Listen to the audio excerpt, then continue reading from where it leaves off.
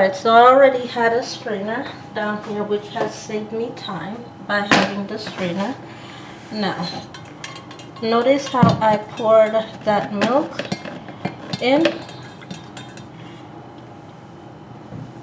Let me show you how, with the camera, you can get milk hide or lard from your coffee.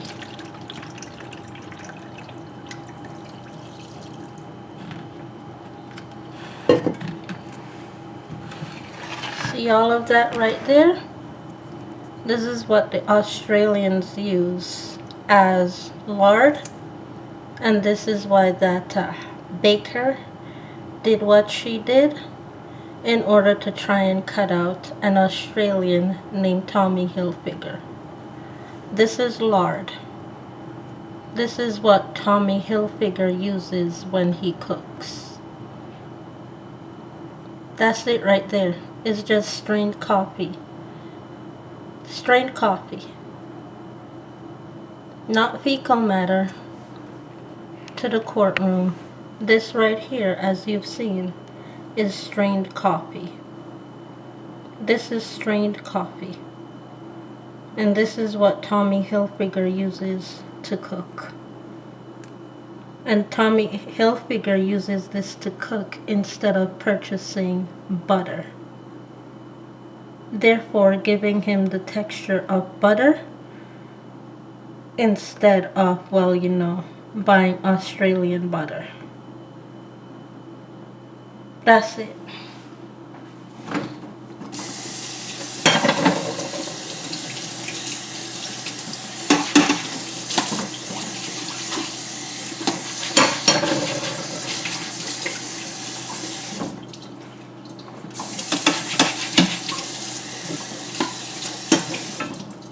Now, let's take that, okay, and let's strain that out one more time into a much larger bowl, or the same size bowl, just glass. Let's strain that out one more time to make sure that we have gotten out as much of the coffee pigments out of it so that it doesn't taste so what I usually like to say is not quite the right term, but it tastes very stringy.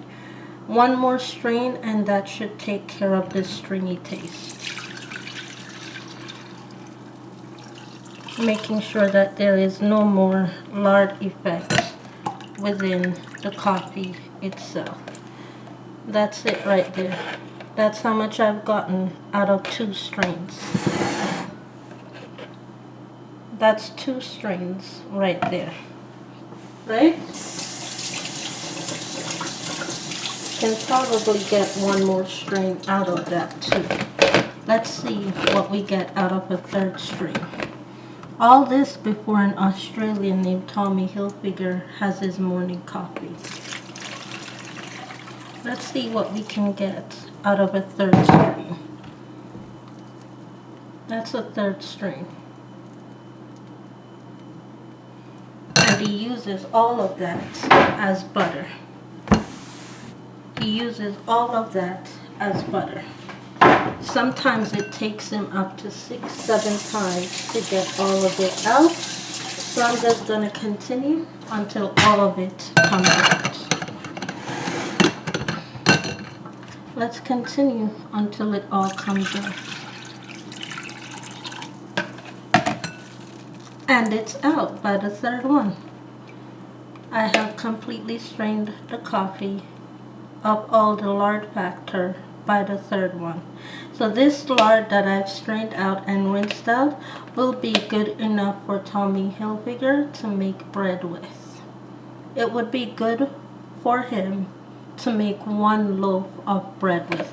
Now, if I added sugar to that, that would have made it a whole lot more because sugar picks up on the broken pieces even faster, and it would cause it to become strained at least 7 more times.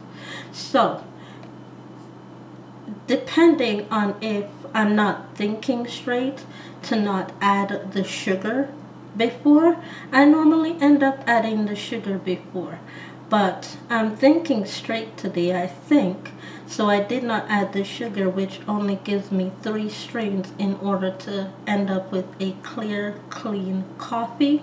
And therefore that would allow, well, if I were to do that, I don't have to because we have butter here in Canada legally. I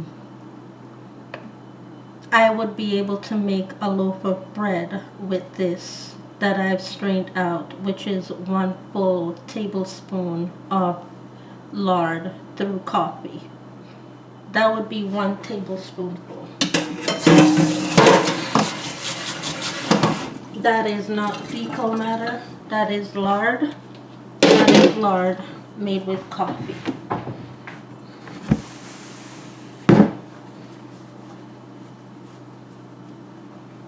That is lard made with coffee, not fecal matter. Now, I'm not going to get this in the cup without making a mess, so I'm not even going to try. I'm not going to do that. So, I might as well use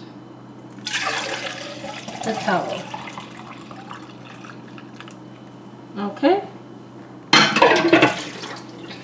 As we saw, I just spilled right there. I just spilled.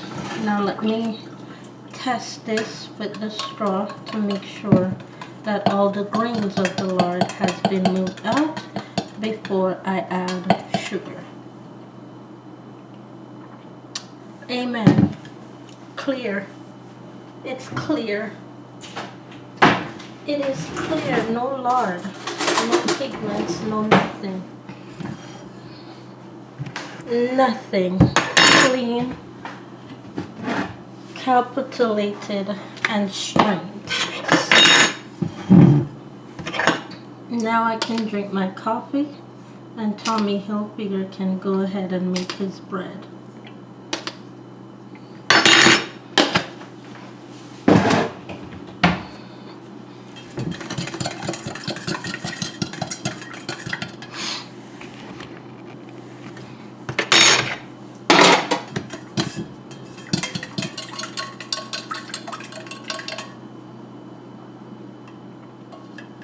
Perfect. Just don't add any milk to this, otherwise it will become very lardy again. Just drink it flat. Just drink it flat. Don't add any milk to this. Because you've already had to strain it, it will only end up becoming even more strained and spoiled in the end. So don't add any more milk to that. Just drink it flat. From what I've learned and what I've seen myself do, just drink it flat. It'll taste better. It'll taste a whole lot better. Alright, so let us taste test our breakfast that I've made. The 2 split egg sandwich and the coffee. Alright? This is how I like my egg, with the little extra bit of the yolk. Delicious.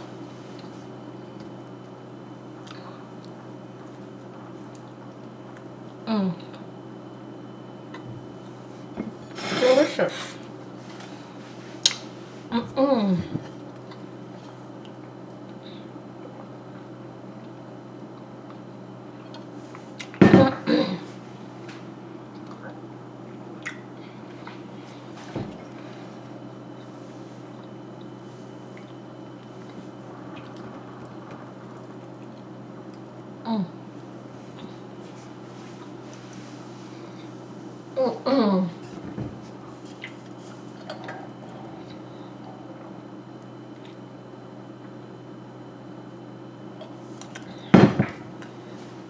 And to answer your question, that's how a celebrity eats their breakfast at home and saves their money. We eat at home and we spend our money wisely. That's how we get our money banked. We eat at home. We begin our day with eating at home.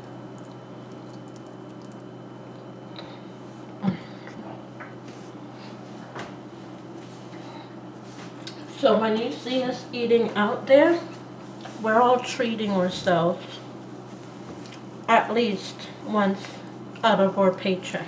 We're treating ourselves. It's a treat. It's a snack for us. It's not a lifestyle. When we're eating at a restaurant, it's a treat for us. It's a snack for us. It's not a lifestyle for us. I can tell you that for everybody. That's why their names are still being functionally spoken about, is because it's a treat for them. It's a treat.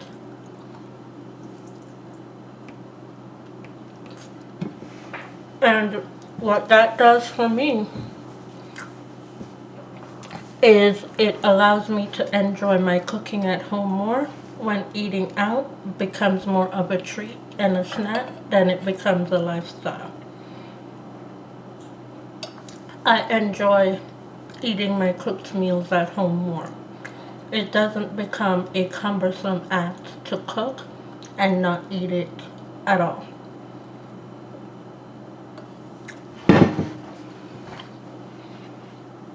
And with that being said, that's it for today's video.